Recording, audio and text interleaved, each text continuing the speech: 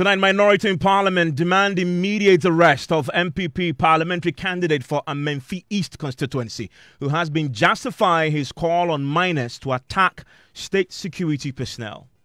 But secondly, the state security apparatus must not let him off the hook. They must not let him off the hook because he's simply inciting the public against them. I mean, he has, by his conduct, endangered the lives of soldiers and police officers, which is why they must not let him off the hook. We have the latest as small-scale miners and civil society groups demand unqualified apology from the parliamentary candidate who made the comments in the presence of the chairman of the Western Regional Security Council. So we don't understand why such thing will be encouraged in this country. So we call him to retract what he said and apologize. The gentleman misspoke, and the earlier he apologizes for it, the better it would be for all of us. Also tonight, patients relying on critical medications fear the worst as Global Fund threatens to terminate support to Ghana unless 118 containers of critical malaria and tuberculosis medications shipped to the country are cleared from the port. And these are medicines that the government of Ghana is not even procuring. They are being given to us for free, and yet we simply cannot take them from our ports. It is baffling. We'll hear from the Global Fund Coordinating Mechanism Secretariat in Ghana. I can assure you that if these commodities are not taken out of the port in time, and in time means now, the communication we may receive from the Global Fund will be just to confirm what you just asked. On your election headquarters tonight, Vice President and NPP flagbearer Dr. Bawumia promises chiefs across the country living allowances as he woos traditional leaders in the Ashanti region. We are saying that we have to pay living allowances to the paramount chiefs, and not stop there, but to the divisional chiefs and the queen mothers. But how will the NPP flagbearer fund this initiative? And in Business Bank of Ghana advised to intensify strategies aimed to discouraging speculations as cedi makes some gains in the past few days. We hear from currency analyst Courage Boti. And in sports, we'll build up and bring you live commentary of the Black Stars game against Central African Republic in the World Cup qualifier. You want to stay with us for more from the worlds of business and sports. I will also be sharing your thoughts with the rest of the world. 055-111199.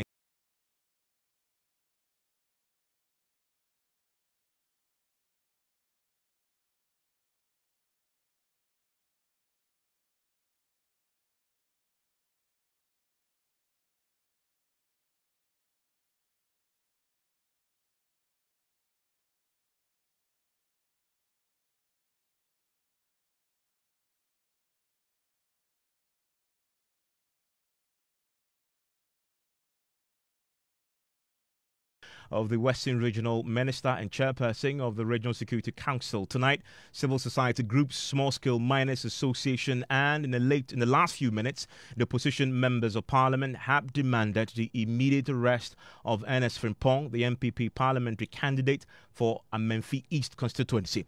We'll hear from the minority shortly, but first, listen to the speech by Mr. Frimpong.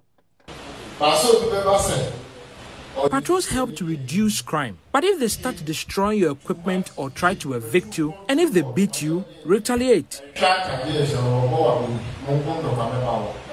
Ernest Frimpong, the NPP parliamentary candidate for Amenfi East Constituency in the Western Region, was captured in a viral video advising miners at a forum to resist security personnel attempting to evict or harass them. Don't look at their uniform. You don't work for the security agencies.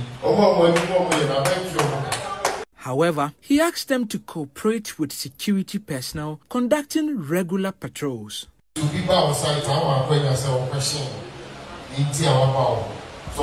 You have the right to question anyone who comes to your site. If they say they are there for regular patrols, you can offer them some money out of goodwill.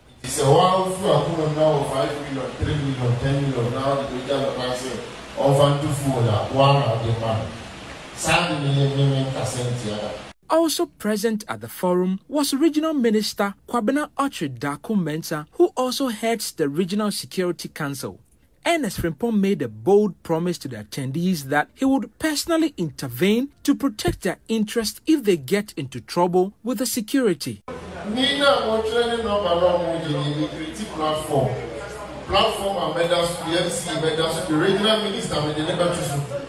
are creating a regional platform, and I'll involve the regional minister.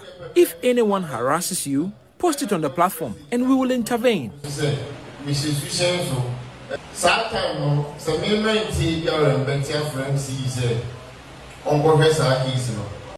Well, subsequent to making these comments, he spoke to us and he justified those comments you just heard. I am the one in the video, and so the clarity is that I did not engage illegal miners. I engaged miners in the Amenfi East Constituency. And from January to now, we have seen a number of military, police, security attacks on the miners who are legally doing their work.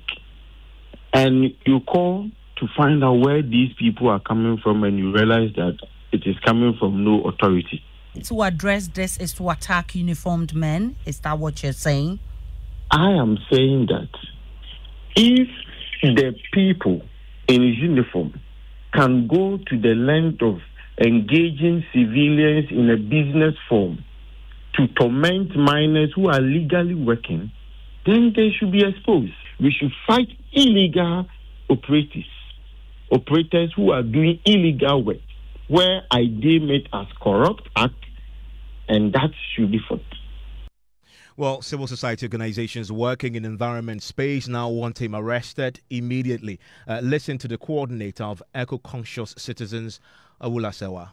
That's unacceptable. We're not in the jungle. There's ecocide taking place. And if all the parliamentary candidate can do is to incite persons to attack the military, then I think his position is untenable. He should either resign or be sacked by the NP. And I hope the police, I hope the IGP has listened to the tape, and I hope an arrest will be made soon. There's no fight against illegal mining. Some underlings are arrested from time to time, but the kingpins are just thriving, counting their gold bars on television stations, and the country is being destroyed. But I hope that this prospective MP will be questioned, arrested, and if there's the basis for it, prosecuted. Because we cannot have in Parliament persons who are inciting attacks on our uniformed men. Well, other groups are demanding an unqualified apology. I want you to listen to the convener of the Media Coalition Against Illegal Mining, Kenneth Ashigbe, and president of the Concerned Small-Scale Miners Association, Michael Kojo-Pepra. If you go back and look at all the fights against Galamsey and you correlate it with elections, when we get close to elections, then you see politicians going and promising those involved in it, that they would allow them to do it. And now you see a candidate who then asks people that they should offer 300, 500, 1,000 cedis to police people who are doing their regular activities. Is that not bribery that he is preaching? That if the people are coming on patrols and they are actually are using state funds to come and do it, why should you be paying them 1,000 cedis for the works that they do? And then you are telling them also that if they come and asking you, then you go attacking them. I think this the gentleman misspoke, and the earlier he apologizes for it, the better it would be for all of us. We don't need this at this time when we're getting close to an election. We need to empower the security forces to do the right thing. If you are doing a wrong thing, if you are involved in an illegality, you should be stopped. Those who are doing their lawful duties should be allowed to do their lawful duty, mining responsibly. And if they see anybody trying to harass them, they should report to lawful authority. It is not for a candidate to be telling them to attack them back. Or we need to quickly condemn what the aspirant said. What he said is total criminal, and he is preaching impunity in the quest for power. I want to quickly bring in Michael Kojo-Pepra. He's the president of the Concerned Small-Scale Miners Association. As you may have noticed, the NPP Parliamentary Candidate was making the point about miners who have a legal basis to actually mine, and that would include the small-scale miners themselves. And that his point was that if the security agents get there and they disturb them, they should attack them back. I also want to bring in James Agaga. He's a ranking member on the Defense Committee in Parliament. NS Frimpong is a parliamentary candidate himself in question, joins us on the line right now. Michael, first to you, are the state security personnel still harassing your men who are legally mining? As a matter of fact, in the Ashanti region, that is head by the Northern Command. They have in their custody of about 138 excavators. They've been seizing excavators from legal miners and illegal miners as well. So we cannot say it's a harassment, but as a matter of fact, they should be able to check whether the machines were being used illegally or legally. But then when they come to site, what they do is they only pick the machines and then they take it to their. But you not call that harassment. As a matter of fact, we are not happy with how the military is treating us. But we would not say it's an harassment.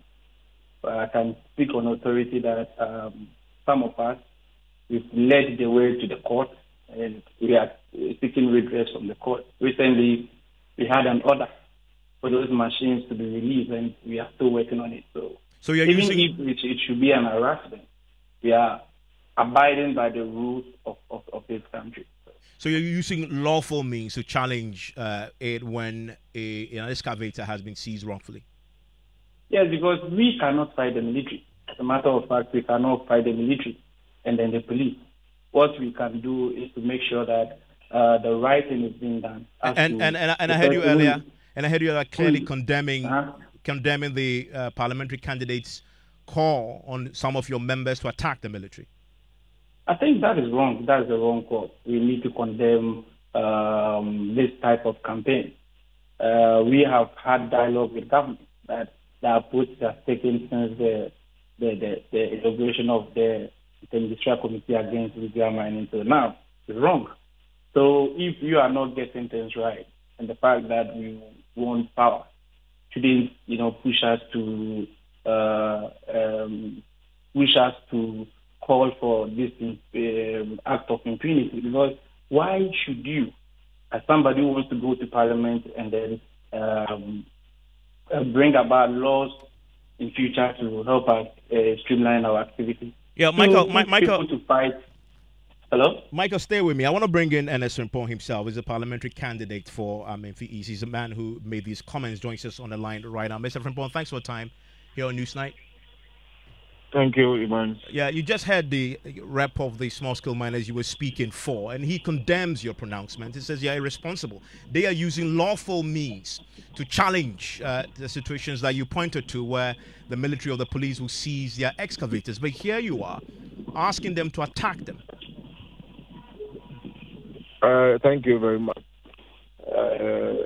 I believe that the rep for small-scale miners probably do not understand that there are two forms of operations I'm speaking about in my engagement with the miners. The legal one that I even encourage the miners to offer some form of encouragement and motivation to them. I mean, what you said was actually asking them to bribe the security agents who come. That's not bribery. It's like me driving and I have my license already, but if I get to the roadside and I see a policeman in the sun, I give a tip. It's not bribery. They are doing their usual work, but you still go ahead to give them a tip. Or probably go to a restaurant to eat, and then after a good service by the waitress, you just give the waitress a balance. When you do that to a uniformed officer, a military or police, that definitely is unethical conduct and can be construed as bribery. Yeah, I said that if they come on duty, normal patrols, and you have the means to encourage them to do more, because these miners, their work is almost like a work for the community. Yeah, but the state is already paying these security state agents. Why are you, a parliamentary candidate, asking ordinary citizens engaged in mining, you say they are legal miners, to give them money, to give them incentive when the state already pays them for the job? I am saying that if all policemen and soldiers stay in their offices because these miners are doing legal businesses, they will be left at the mercy of armed robbers. And so they come on patrol, yes. But sometimes you and I know a lot of things can delay for police patrol, which is supposed to be regular, to be delayed for weeks or days. What if these delays arrive in these assaults or attacks by armed robbers? I am from Amenfi East. I stay there. I know the real-time situation over there.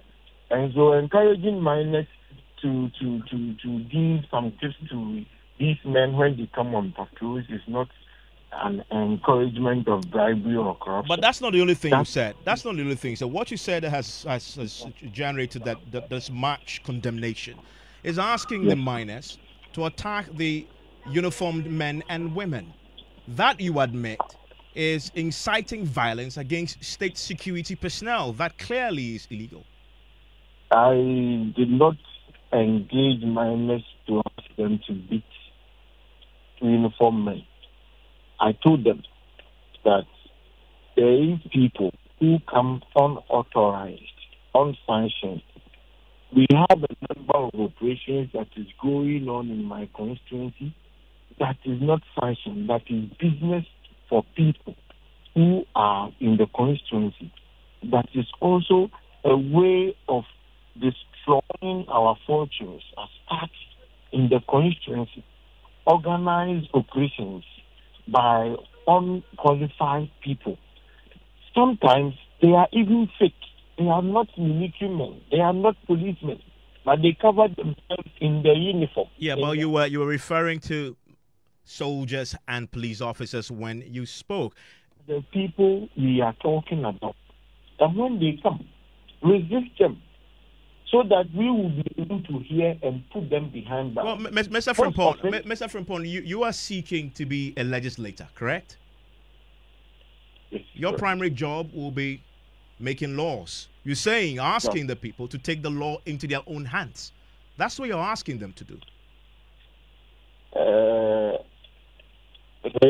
I get what you're saying, but that is not the actual context of what I meant. That is why I said I spoke with people who understand my language. The people I engage, they understand language. And so if you take it like this, in Accra, in Kumasi, it is not the same in the constituency. Well, I mean, I'm sure you've just listened to Michael. Michael is a small-scale miner himself. He condemns your pronouncements as well, and he has men. He himself operates in Ashanti Region. I will also condemn it likewise. If I am asked about a person making reference to Ghanaians to attack men in uniform, I will also condemn. But I have not done that. I am saying that we have legal operatives that I have even asked them to encourage them, that you are calling it bribery. But these ones I'm talking about are fake ones. The fake persons from who comes to extort money. Stay with me. Let me bring in the ranking on the Defense and Interior Committee in Parliament. Mr. Gaga, you want him arrested immediately? I said they should arrest when they beat them. Mr. Frimpong, please stay with me. In egregious conduct, which is unbecoming of a potential member of Parliament. I share in the views earlier expressed by some concerned citizens that he should be apprehended immediately, Evans. I mean, to incite people to attack the military and police, it's shameful. Look, I mean, if it is indeed true that the military and police embark upon unauthorized operations in his constituency, what are they supposed to do? Or he, as a potential parliamentarian, he's a candidate on the ticket of the ruling party, why wouldn't he lodge a complaint with the regional police command or even the district police command?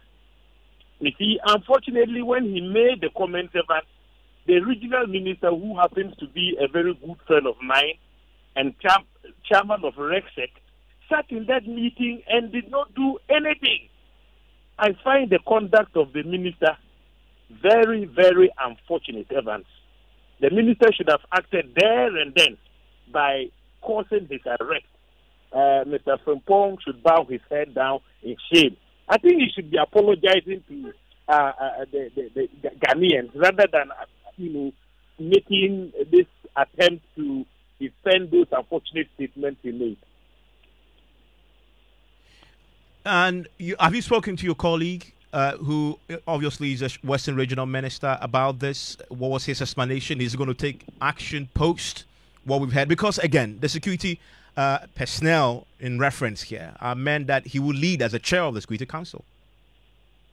Evans, I've not had the opportunity to speak to my friend, Honorable Kobi, as we affectionately call him in Parliament, but I think that as the chairman of he pointed out the security agencies in the Western region, and therefore should be seen to be acting in the interest of the state. The interest of the state here is that security personnel are human beings who have lives, and the laws of the land, clearly, they are the ones who enforce them.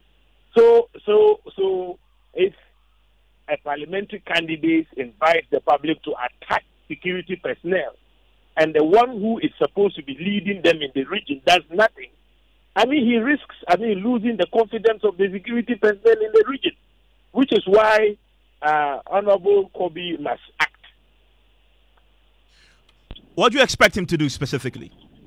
I expect him to cause the arrest of Mr. What's his name? Frimpong? Is it Frimpong? Yes, absolutely. He is a witness in the matter. He sat in the meeting when Mr. Frimpong made those unfortunate remarks. So he should be seen to be spearheading the arrest and possible prosecution of Mr. Frimpong. Mr. Frimpong, are you ready to apologize for what you said? Definitely. If I am taken out of context, definitely. I have consulted my people, and the statement that is required to come out is being ready and available to come out tomorrow. So officially, this statement has been taken out of context. The intention of the statement has been misconstrued by people who do not really understand it. But I believe that my engagement with these minors, I engage people who understand my language, and at all times, they know that I did not incite them. Yeah, but I'm just asking a simple question. Are you apologizing now or not? I vehemently retract the statement made and deny that I have incited these minors to attack men in uniform. The men in uniform are our people, and we are together. We are building one country, and that nobody who is a Ghanaian can disturb the peace we are enjoying now. And that it will not be me that will start to call on these things to happen in the country. I just need clarity. You said you retract, but then you say you deny that you make the pronouncement. So what are you retracting exactly? I didn't say I deny. I never denied. Even when you asked me if I'm the one who said it, I said yes, I said it. So you retract unreservedly? This is an unqualified retraction, is it? Yes, please, it is. Thank you very much. That's NS Frimpong. He's a parliamentary candidate for Amenfi East. James Agaga is a ranking member of the Defence and Interior Committee in Parliament. And Michael Kojo Pepra is the president and concerned Small-Scale Miners Association. I want to hear from you, especially if you come from the part of the country. What is your take on what we've just had there? Still here on News 9. I'll be sharing your thoughts with the rest of the world. 055-11-11997. Tonight, patients relying on critical medications for malaria and tuberculosis are fearing the worst. More than 100 containers with the critical medication are currently sitting at the port uncleared months after they were shipped into the country. The Global Fund has issued a final warning to Ghana demanding that TB and malaria medications sent to the country in October last year be cleared from the port with immediate effect. The fund is frustrated that despite assurances from the government, the majority of the shipments remain at the port and at risk of expiring. Now, demurrage and third-party charges amounting to 7 million cedis remain outstanding, making it difficult for the more than 118 containers still stuck at the port to be cleared. Samuel Hackman, who is with the Global Fund Coordinating Mechanism Secretariat in Ghana, has been speaking to my colleague, Rejoice. It is as bad as it was 2 months ago because the issue has not been fully resolved. And this issue we are referring to is part of the $45 million commodities that were procured by the Global Fund under the GC6 for Ghana. And that part of it has still been held or stuck at the port is very worrying. And it's also denting the relationship that we have with the Global Fund as a country. Can we say in specific terms that this is going to make the Global Fund withdraw its assistance for Ghana when it comes to drug procurement? There's no mincing of words about that. They have stated it categorically to us that they would have done that earlier, but for the long-standing relationship, they will want to hold on and see the promises that we have put on the table, whether we will be able to fulfill them or not. And it is within a specified time that we need to do that or count ourselves out. Because the Global Fund also needs to explain to its donors, and the managers of the fund need to explain this to their board. And so nobody wants to find themselves doing this kind of communication. Quick does not bring anything, rather it saps people's energy. So I can assure you that if these commodities are not taken out of the port in time, and in time means now, the communication we may receive from the Global Fund will be just to confirm what you just asked.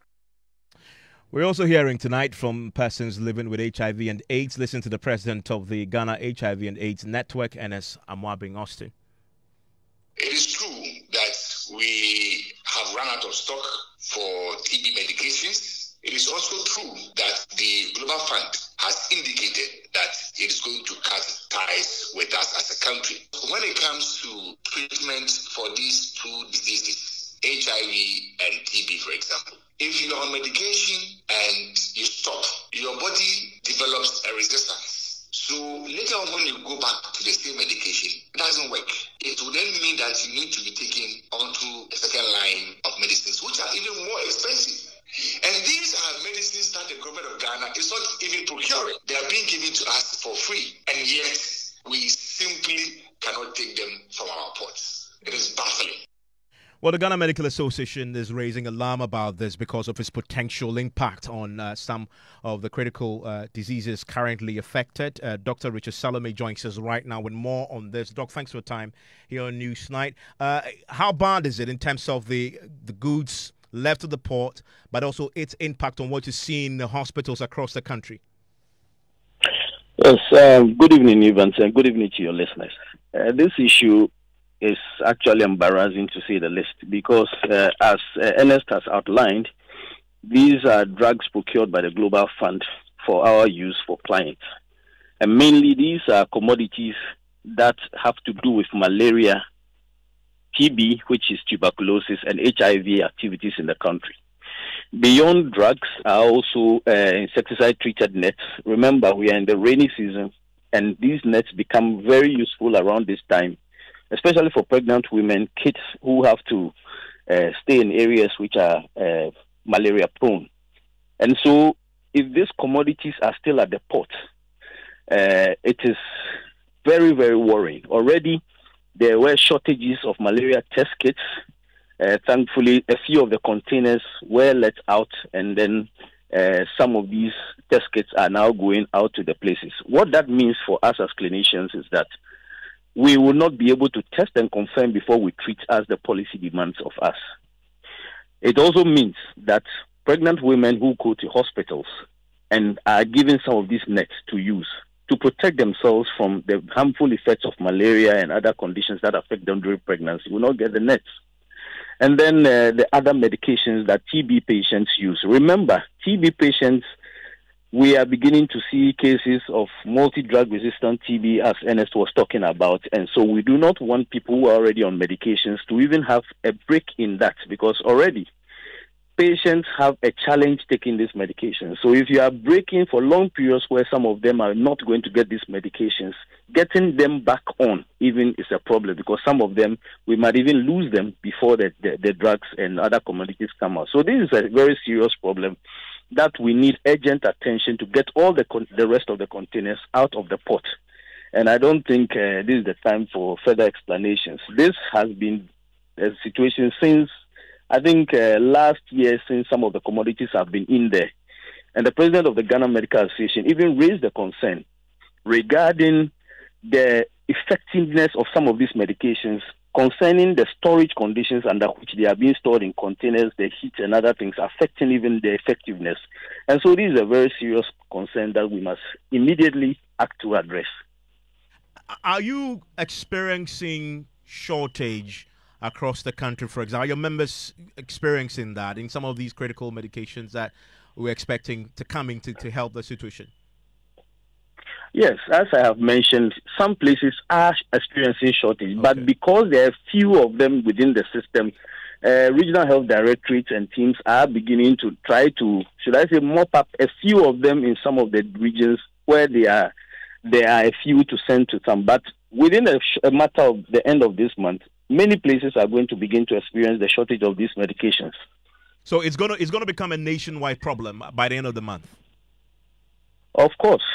We need to get the containers out, and we don't have to wait for a shortage before we even think about that.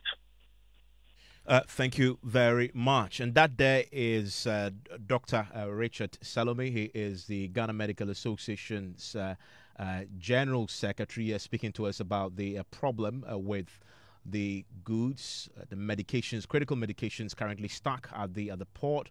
Government has failed to clear them. The Global Fund that sent it to us on a humanitarian basis is now threatening to cancel its relationship with Ghana. I want to hear your thoughts on this as well, and I'll be sharing that with the rest of the world. This is Joy 99.7 FM. It's Newsnight. It's also your election headquarters.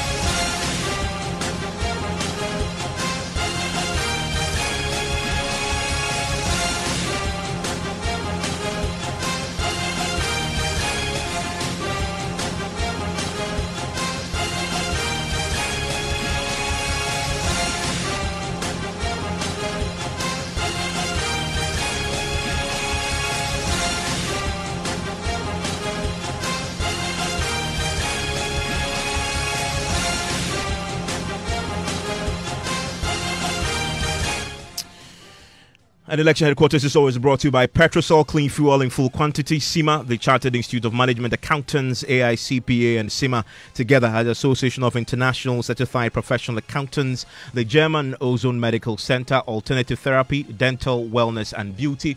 Also by Chopbox Technologies, a convenient service. We also have a Youth Bridge Foundation making coverage of this year's elections very possible. And I want to take you to the Ashanti region right now. I'll be joined pretty shortly by Nanabwache Yadom, where we're hearing tonight from the flagbearer of the New Patriotic Party and the current Vice President, Dr. Bawumia, who is promising chiefs across the country what he calls a living allowance. He's been speaking there on his tour of the region. Listen. Involving chiefs not enough in the governance of the country. We perceive Mr. Sama, because as it is right now, the chiefs are powerless in many areas. They can't even summon people we need to change. And we amend Section 63G of the Chieftaincy Act to empower the chiefs to help government to govern this country. So at that way now, we need to empower the chiefs to help government. And empowering the chiefs is not only to change the law, but to financially resource the chiefs. Yeah, financially resource the palaces, more palaces, And then the Parliament chiefs are paid 1,000 cedis. 1,000 cedis. It's not going anywhere. Petrol is difficult for that to attend meetings. My manifesto team, we've looked at all of it. We are saying that we have to pay living allowances to the paramount chiefs, and not stop there, but to the divisional chiefs and the queen mothers, so that we can have a complete chieftaincy institution that is empowered to help government. Anabuachi Yadon is my colleague. He's been following the Vice President, joins us right now on the line. And what has been the reaction to this? Well, Evans, the chiefs really did applaud the Vice President for giving out such a promise. The Mampohine Dasebwe Osebonsu, who sat in on behalf of the Asante, commended the Vice President for having the thought of including them in his next administration. Well, he did say that in his turn as President, they're expecting him to keep up with the promise and then make sure that he does amend section Article 267, which talks about the stool and skin lands and property. So this is what the chiefs really did say to Vice President Dr. Mahmoud Bawumia when he made the promise of giving them an incentive package when he comes in as president in 2025. And he's also been talking about the illegal mining problem. He's been making some proposals. Well, yes, he has been talking about illegal mining activities. He says that there should be equity stake in land and a solution to illegal mining crisis. For Dr. Mahmoud Bawumia, the involvement of traditional leaders in land ownership with their district assemblies can serve as a deterrent to illegal miners who are... I may have lost him there on the line, connecting with us on the campaign trail. That's a challenge with moving when you are embedded with the parliamentary candidate. But listen to Bawumia make the point there that Anabuachi Yadon was just helping us appreciate the context of. The chiefs must have a stake in the exploitation of those resources. The district assemblies must have a stake. So I was just being told, just a few days ago by someone who is very wise, that let's look at giving the chiefs a stake. Let's give an equity stake in the resource, whether it's a gold mine or whatever. When we find gold in your area, then you have a stake in it, an equity stake. The district assembly has an equity stake. Once you have an equity stake, you will not allow this land to be misused. It has to be that you have a stake in it rather than the current situation. We want to make sure that we can regulate the small-scale miners, make sure the chiefs are part of the district mining committees that can give the licenses to the small-scale miners. Well, let's speak to a traditional ruler. Nanan Sakwa is a chief of Akwemu, Dumasa, joins us on the line right now. Nanan, thanks for your time here on Newsnight. So, according to the Vice President, the flag bearer of the NPP, if he's elected, he would introduce what he calls living allowances to yourselves, paramount chiefs, divisional chiefs, and queen mothers. Your reaction to that? Well, thank you, Evans, and good evening to listeners. Well, I don't know if he can do all divisional chiefs and all paramount chiefs. I don't know how that would work. But I believe that certain paramouncies need help. And again, if I say certain paramouncies, I don't know how that also is going to work. Well, actually, today he actually acknowledges that currently the paramount chiefs are paid. They are paid the allowance of 1,000 cedis, but he says that's not enough. He says you can't even use that to fuel your vehicle, and so he's going to introduce a living allowance. Well, see, Evans, I think it's a good call. Now, I say that because, see, Evans, if you live in the rural areas, where your justice and your education and your scholarship and everything literally comes from the palace, it takes a lot to run that administration. Everybody is sending their cases there looking to get justice. The chief would then have to assemble people to sit to hear your case, and all these things cost money. So if the paramouncies would get some stipends to help them cushion these things, I mean, Evans, I'm not a paramountcy. I mean, just recently, the teachers in my community were going for a course, refresher course or something, and they came to me for the refreshment. You know, they want books, they come to the palace. They want a printer, they come to the palace. You know, but it's a government school, so you ask, why don't they go to the assembly? But I don't think that Bawumia can give every single chief an allowance. However, if this is my problem, magnify it times 10 or 100, and that's the problem with the paramountcies. So if some paramountcies will get some respectable living allowance, I think it's fine, because all these areas where governments are not present, these paramountcies that are holding the country together. So I don't know. So for paramountcies, yes, but you're not in favor of handing out these monies to divisional chiefs and queen mothers? No, because, well, queen mothers, yes. Paramount queen mothers, yes. Because they also have a lot of burden. People, all these teenage pregnancies. I mean, you take Nana Frakuma, for instance. But Nana, we certainly cannot afford that, can we? I mean, where we are currently, where is she even going to find the money to do this? 2025 is going to be a difficult year economically. Well, I mean, there are only about 300 paramountcies or 160 paramountcies in the country. Well, and then you have the divisional chiefs, and so, then you have the queen mothers. Adding 160 people to the wage bill shouldn't be, you know, I mean, how many ministers we have? We have more ministers than paramountcies currently, and they are surviving. But, you see, Evans, these are people who are holding the part of the country which, you see, when you live in Accra, these things sound like dinosaurs. Because in Accra, you have Kaneshi Police Station, Odoko Police Station, that police station, this MTTU. You get to Kudikope, and there's nothing. No police station, no fire service, nothing. There will be any. So it's these paramountcies and community heads who hold those places together for the country.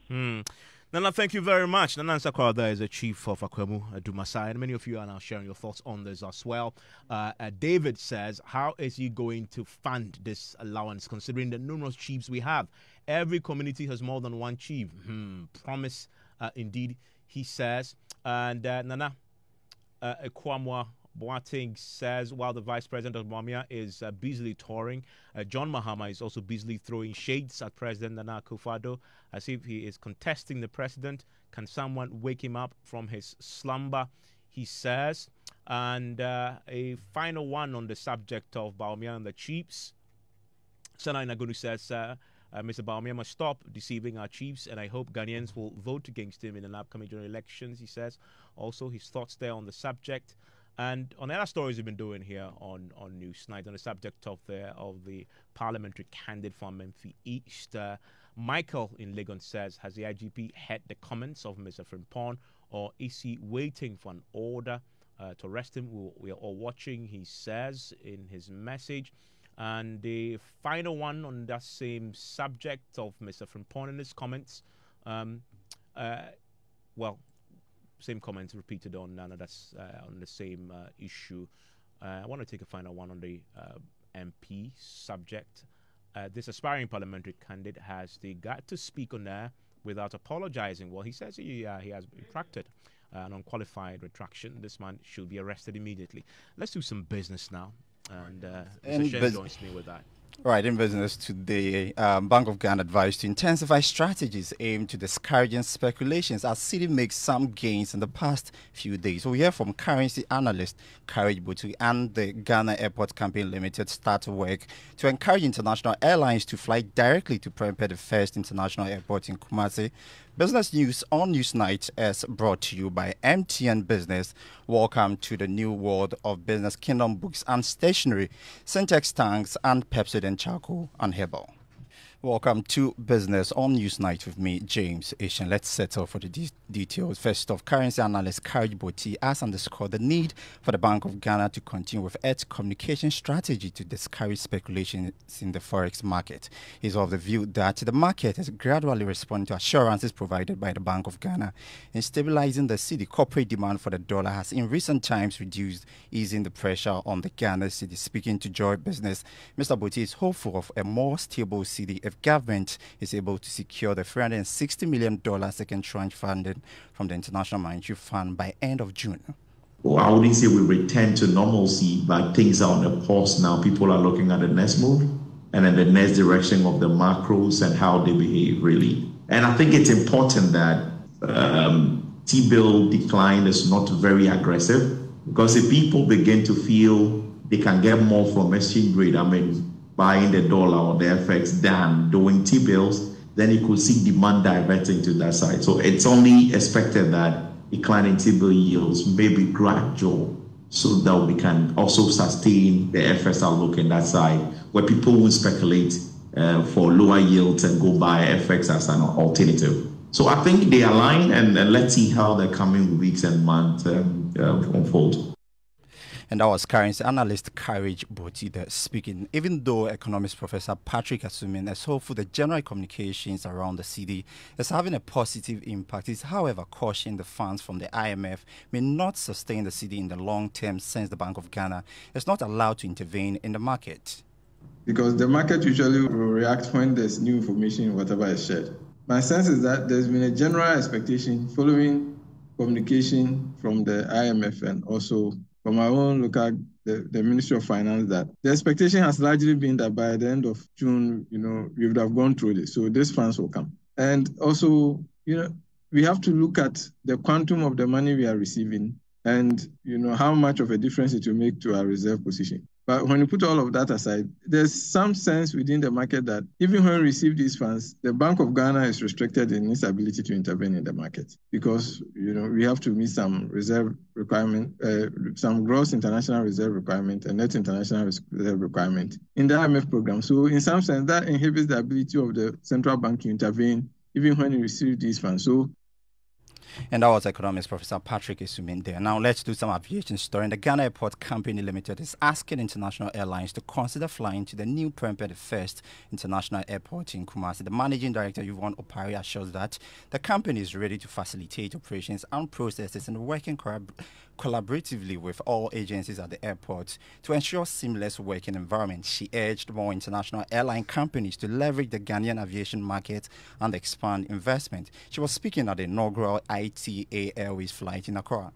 The introduction of this direct flight route signifies a new era of convenience and efficiency for travelers, both for business and leisure purposes, offering passengers more options and seamless connectivity between these two vibrant cities. In line with our mission to provide world-class facilities and services, I want to use this opportunity to invite you all the interested airlines, to explore the opportunities in these markets and tap into all its possibilities. As the operator and manager of all airports in Ghana, Ghana Airports Company Limited is committed to providing unwavering support and to ensure you consistently achieve a high on-time departure and arrival performance. Yvonne Opari is the managing director for the Ghana Airport Company Limited. Now to some energy story. The executive director of the African Center for Energy Policy, Benjamin Boakye, says Ghana is gradually losing its position as a major electricity exporter in the West African sub-region. According to Mr. Boakye, this situation will lead to revenue losses as other nations will be pushed to invest in their domestic energy generation infrastructures, thereby cutting off their reliance on other nations for supply. Increasingly, we are encouraging other countries to build their own solution. It may be expensive, but when they commit to it, they don't have any choice than to depend on their own generation that may be even more expensive than importing from Ghana. The advantage Ghana had over the export market was on quality. Nigeria sells power cheaper than we do, but because we were more reliable, neighboring countries preferred power from Ghana. So one, we had to deal with that higher tariff and improve on our reliability, because we weren't saints anyway. Because if Nigeria improves reliability with a cheaper tariff, they take the market. Benjamin Boakye is the Executive Director of the African Center for Energy Policy. And that's all for business on Newsnight with me, James Ishen.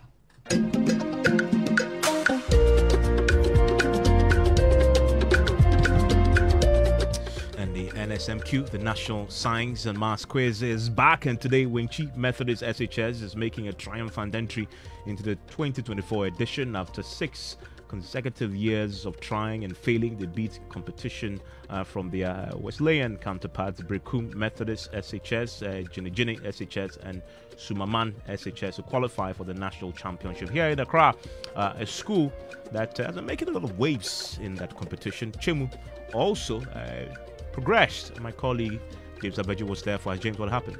Yes, so Chemu progressed with some 46 points above the likes of Teshi Senior High School. Before the competition, I caught up with a student of Teshi Senior High School who tells me they would beat them by some 20 points, and then they went into it and they lost. Let's listen to the two schools on what they make out of the win and the loss.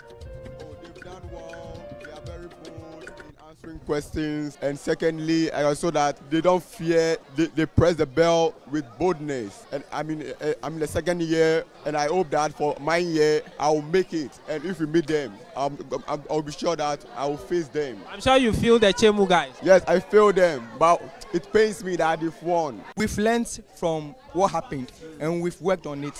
So now we've improved. We are back. You are back. What? You are what? Real Madrid. Real Madrid. Yes, we come back. We don't lose. Which means that you are winning the championship. Real Madrid and Pa. And what contest you have tomorrow? Tomorrow we are looking out to how Accra girls, we know that St. Mary's, the first girls' school, have qualified.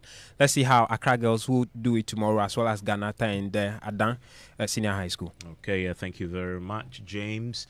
And that's it for News Night. Tonight, you don't want to go anywhere because Fengchu, Tahiri Fengchu, and the Lats are taking over your airwaves right now because there's a very important match. The Black Stars are playing in Kumasi. Hello, Fent.